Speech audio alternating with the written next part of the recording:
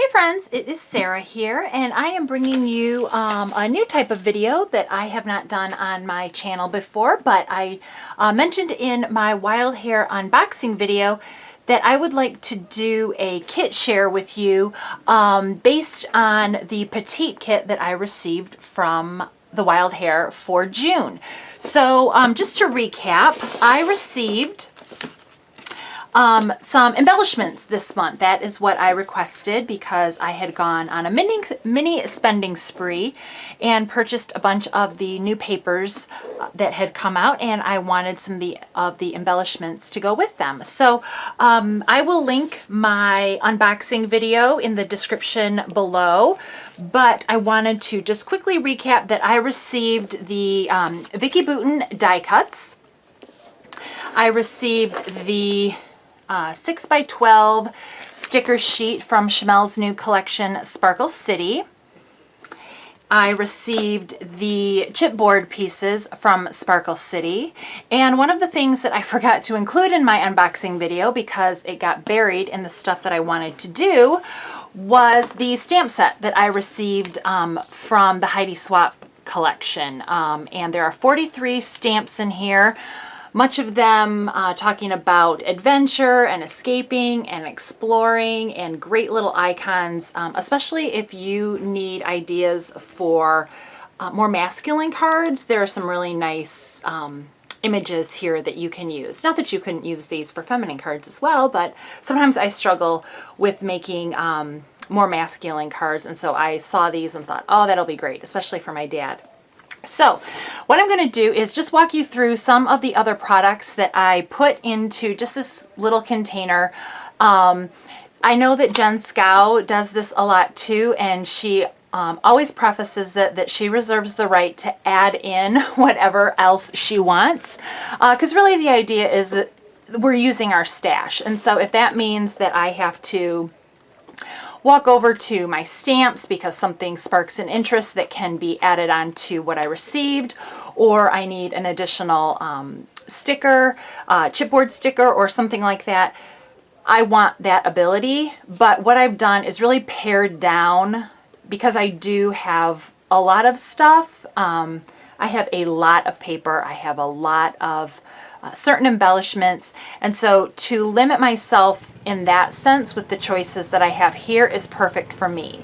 I will probably not add any more paper to what I have, but I may go grab a couple of sets of thickers, because I just realized that while I have alphabet stickers in here, I didn't grab any thickers, so I may, should that be a requirement, grab some of those.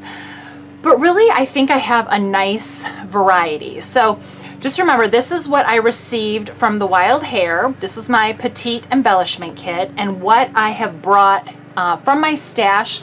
Some of it are things that I have received from the Wild Hare, and some of the things I have purchased on my own. So just to jump right in, obviously, when you start with a collection like I did with Sparkle City and with Vicki Boutin's, I believe it's called Colorful Kaleidoscope. I think that's what her newest collection is. Some of the items that I had in my stash that went with that collection, I included.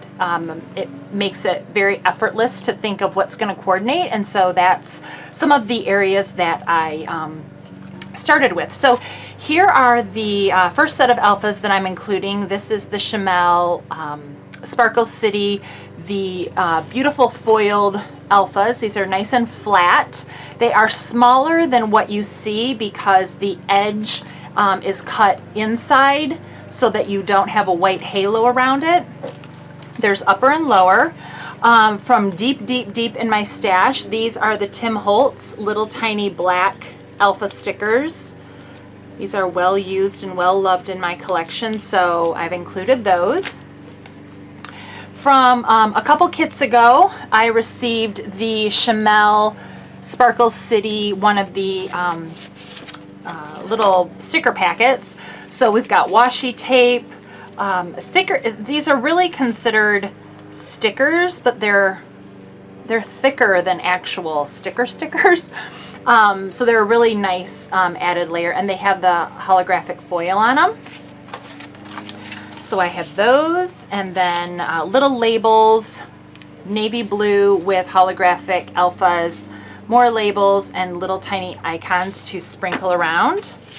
So those are great. And again, if you don't want to use them as a sticker, put a powder on the back of it, and you can, you know, use it, put pop dots on the back, and you can get more dimension that way. Keeping with Chamel, so I'm a huge Chamel fan. I love her bright colors. I love, while I don't use a lot of the A sides, I tend to use more of her B sides. I can incorporate some of her more eclectic A sides into what I work on. But I know that when she designed Sparkle City, she had Glitter Girl, that collection, in mind. But I have found that a lot of her box of crayons, many of the colors still work with that. So this is her alpha pack, and I still have quite a few small alpha stickers in here. So for convenience sake, I'm throwing that in there. This is a Maggie Holmes kit from Willow Lane. Alpha stickers in a teal and this pinky purple and a salmon and blue. So I love alphas. Excuse me. So I wanted options. And as I said in the beginning of the video, one thing I didn't grab were actual thickers. And so depending on what style layout I'm working on, I will probably go to my stash at that time. It's close by, so I won't have to get out of a groove to go dig for anything. So just to add, again, a slightly larger font, but in a navy, aqua, and a red to add. And because I'm really trying to use up my scraps, I threw in some of the scraps from a box of crayons. Let's see here. This is a Dear Lizzie. So we have a Dear Lizzie scrap. We have a Glitter Girl scrap. I believe this is another Dear Lizzie. I love that wood with the little hearts. Glitter Girl. Picked it for this paper, this side. So the layouts that I plan to use this kit for are in regards to our spring break trip that we took to California. We have a lot of pictures that are taken in LA. So the stickers that I saw in the Sparkle City with the little houses and the skylines and things like that, I thought there were some of the icons that talked about Sparkle City. When you think of LA, you think of glitzy, you know, La La Land. So I thought that might be a cute little running theme to utilize with those vacation pictures. So again, a little bit more Glitter Girl. I believe this is Glitter Girl. Nope, sorry, box of crayons. But this pink and red really goes well. This is also a box of crayons, that great green that she has in almost all of her collections. And I just loved this stripe from Dear Lizzie's new collection, It's All Good. So those are the scraps that I have. And as I mentioned, I will probably not need to add any more papers because I tend to use pattern paper for my backgrounds and not so much cardstock. I have plenty of here to choose from. But as I said, should something arise and I need a particular more, you know, tone-on-tone background paper or a piece of cardstock, I do still reserve the right to jump up and go get it, because the idea is to use your stuff.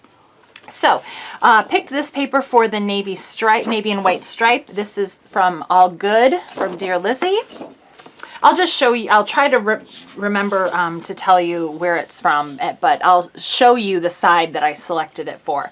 This is a ledger from the new Dear Lizzie, It's All Good. A nice light teal, or light aqua. Glitter Girl. Lots of fun words on there. Nice stripes. Got to have a camera print. Again, Glitter Girl. And nice little icons if I need to cut them out. This is a really pretty light purple, and this is from Little by Little. Yeah, Little by Little. Again, Chamel. So a few collections ago. So dig through your stash, and if you need to put little kits together like this, you know, you can really, I was really able to use quite a bit of my stuff up. And I'll be able to get quite a few layouts, hopefully, out of this stuff. This is a box of crayons. I loved the navy blue and teal. Lots of toucans on the back. This is the cut apart sheet from Sparkle City. I loved it for the journaling opportunities and for the fact that we were traveling when we went to LA. I love the skyline. I realize that LA doesn't have a Ferris wheel, but you know, we'll figure it out. And then this beautiful background. So this is one that I picked for both sides. I have a another tone on tone. This again is from Sparkle City with umbrellas in the background. Another cut apart sheet. This works really, really well. We went to a couple burger joints and we definitely needed to stay cool in LA. So this is a perfect piece of paper that I can cut up and use as well as the background. But I really put it in my kit for the cut apart sheet. We did indulge in some naughty food while we were on vacation, and so I thought this is perfect. But if I didn't use it for that, a really great versatile yellow and little white polka dot. And then again, to pull in from Vicky's Color Kaleidoscope collection, because of my die cuts, I did pull in some of 4 of the papers that I have of hers. So this is a cut apart sheet with beautiful colors and icons and journaling cards. The background is a really versatile black and white. Sorry if you hear my dog barking. This is a craft colored background with little typed words on it. And because we went to the Santa Barbara Botanical Garden, I thought I would throw in this leaf print. This beautiful teal with that gorgeous green vine on it, again from, no, this is not from Vicky. This is from Webster's Pages, My Happy Place. So this is one from my stash, but I picked it for this paper. And this is from a company called, oh no, this is from Ella and Viv Paper Company. And I just loved those colors. So my intention for this page is to actually use it to cut up and make cards. So part of the reason I forgot to include the stamp set in my unboxing video was that it got buried in the cards that I had started to make. I was so excited. And then I realized, oh, I haven't done my unboxing video, so I kind of had to pause.